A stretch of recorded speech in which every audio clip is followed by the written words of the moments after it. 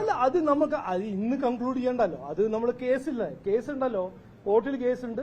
ഞങ്ങൾ പറയുന്നത് BJP കേരളം അവരുടെ ഒപ്പം ഉണ്ട്. അവർക്ക് വേണ്ടി എന്ത് സഹായം വേണമെങ്കിൽ ഞങ്ങൾ ചെയ്യും. അവരെ രക്ഷിക്കാൻ ഞങ്ങൾ ഇറങ്ങും, ഇനിയും ചെയ്യും. ആഭ്യന്തരമന്ത്രിയുമായിട്ട് സംസാരിക്കുമ്പോൾ എന്താണ് ബോധ്യപ്പെടുന്ന കാര്യം? ഞാൻ എക്സ്പ്ലെയിൻ ചെയ്തു. ഞാൻ ഇവരെ അറിയാം, ഇവരുടെ ചർച്ചിനെ അറിയാം, കാർഡിനൽസിനെല്ലാം അറിയാം. ഇവര് മതപരിവർത്തനത്തിനെല്ലാം വന്നിരിക്കുന്നത്. അവര് ട്രാഫിക്കിങ്ങിന്റെ ഒരു ഓർഗനൈസേഷൻ അല്ല. അങ്ങനത്തെ ചില പെന്റക്കോസ്റ്റലോ ചില ചർച്ചസ് ആയിരിക്കും. അതിനെക്കുറിച്ച് ഞാനൊന്നും പറയുന്നില്ല. പക്ഷേ ഇവരങ്ങനത്തെ കന്യാസ്ത്രീകൾ അല്ല എന്ന് ഞാൻ ശക്തമായിട്ട് ക്ലാരിഫൈ ചെയ്തിട്ടുണ്ട്. അവർക്ക് നീതി നൽകണം. അവരെ എത്ര വേഗം അവിടുന്ന് വിടാൻ കഴിഞ്ഞാൽ അത് ചെയ്യണം എന്നാണ് എന്റെ ഒരു അഭ്യർത്ഥന.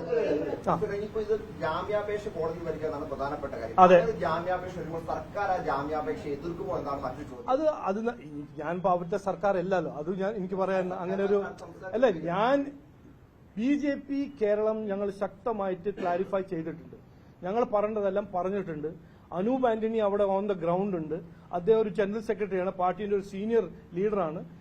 അതിന്റെ ഫാക്ട്സും ഫിഗേഴ്സും എല്ലാം അദ്ദേഹത്തിന്റെ അടുത്തുണ്ട്. അവര് പിന്നെ അവിടുത്തെ ബഹുമാനപ്പെട്ട മുഖ്യമന്ത്രിയും ഹോം മിനിസ്റ്ററിന്റെ ഒപ്പം സംസാരിക്കും. CBCI ഇന്നലെ ഒരു വാർത്താ സമ്മേളനം നടത്തുകയും ആ വാർത്താ സമ്മേളനത്തിൽ പറഞ്ഞത് കേന്ദ്രമന്ത്രി ജോർജ് കുര്യൻ, ന്യൂനപക്ഷങ്ങളെ പ്രതിനിധീകരിക്കുന്ന കേന്ദ്രമന്ത്രി ജോർജ് കുര്യൻ ഇതുവരെയും CBCIയുമായി ബന്ധപ്പെട്ടിട്ടില്ല എന്ന്. അല്ല, ഞാനുണ്ടല്ലോ, ഞാൻ ടച്ചിലാണല്ലോ. അല്ല, ഞങ്ങളെല്ലാം ഒരു ടീമാണ്. അങ്ങനെ ടീമിൽ 10 ആൾക്കാരും സംസാരിക്കണമെന്നോ ഒറ്റ അത് നോക്കുക. അതിൽ ഞാൻ എന്തിനാണ് അതിന് ഒരു റെസ്പോൺസ് വരുന്നത്? അത് അവരുടെ അഭിപ്രായമായിരിക്കും. ഞാൻ CBCIന്റെ ഒപ്പം 3 തവണ സംസാരിച്ചു. ഞാൻ പറഞ്ഞു, ഉറപ്പ് കൊടുത്തു, ഞാനിതിൽ ഇൻവോൾവ് ചെയ്യുന്നുണ്ട്, ഞാനത് ഫോളോ അപ്പ് ചെയ്യുന്നുണ്ടെന്ന് ഞാൻ പറഞ്ഞു. ഇത് പോരാന്ന് അവർ പറയണം. അങ്ങനെ അതൊന്നും പറഞ്ഞിട്ടില്ല. ഞാൻ അനൂപ് ആന്റണി അവിടെ ഇരിക്കുന്നുണ്ടല്ലോ, ഛത്തീസ്ഗഡിൽ പോയിട്ടുണ്ടല്ലോ. അല്ല, ഇതില് ചില ലിമിറ്റേഷൻസ്, ഒരു മന്ത്രിയായാൽ ചില ലിമിറ്റേഷൻസ് ഉണ്ട്. അത് നമ്മൾ മനസ്സിലാക്കണം. ജോർജ് കുര്യന്റെ ഒപ്പം ഞാൻ കഴിഞ്ഞ 2 ദിവസം 4 തവണ സംസാരിച്ചിട്ടുണ്ട് ഈ ഇഷ്യൂവിനെ കുറിച്ച്. അദ്ദേഹം ഈ ഇഷ്യൂവിനെ കുറിച്ച് ഓൺ ദ ജോബ് ആണെന്ന് ഞാൻ പറയാൻ ആഗ്രഹിക്കുന്നു.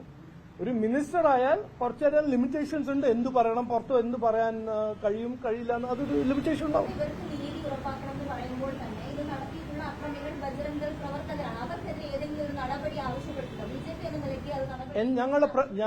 ഞാനിപ്പോ സ്ലോ മോഷനിൽ ഒരു തവണ കൂടി പറയാം. ഞങ്ങളുടെ ഏറ്റവും പ്രധാനപ്പെട്ട ഒരു ലക്ഷ്യം എന്ന് പറഞ്ഞാൽ ഇവരെ രക്ഷിക്കുക, ഇവരെ അവിടുന്ന് എങ്ങനെയെങ്കിലും പുറത്ത് കൊണ്ടുവരിക. അതാണ് ഞങ്ങൾ ഫോക്കസ് ചെയ്യുന്നത്. അത് കഴിഞ്ഞിട്ട് വേറെന്തെല്ലാം ചെയ്യാനുണ്ട് അത് ഞങ്ങൾ ചെയ്യും.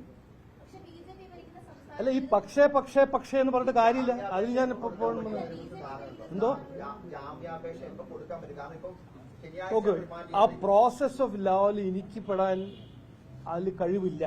അങ്ങനെ എനിക്ക് ചെയ്യേണ്ട കാര്യങ്ങളെല്ലാം, എനിക്ക് ഉള്ള പവറും എന്റെ ഉള്ള കഴിവും ഞാൻ 100% ഉപയോഗിച്ചിട്ട് പാർട്ടി മുമ്പോട്ട് പോകുന്നുണ്ട്. അവരൊപ്പം സംസ്ഥാന സർക്കാരിന്റെ ടച്ചിലുണ്ട്.